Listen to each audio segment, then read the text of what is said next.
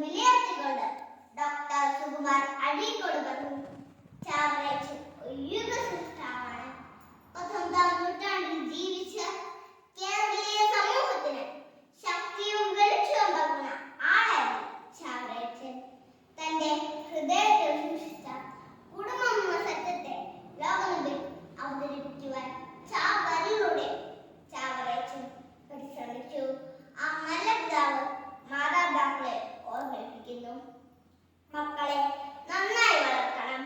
മക്കൾ സർവേശ്വരൻ നമ്പുരാൻ സൂക്ഷിപ്പാനായിട്ട് നിങ്ങളുടെ കയ്യിൽ ഏൽപ്പിച്ചിരിക്കുന്ന ഒരു നിക്ഷേപമാവുന്നു.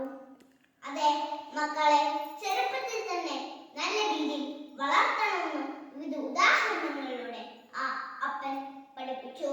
നിഷ്കളങ്കത അവരിൽ നിന്ന് അപഹരിക്കപ്പെടരുത്. മാതാപിതാക്കളെ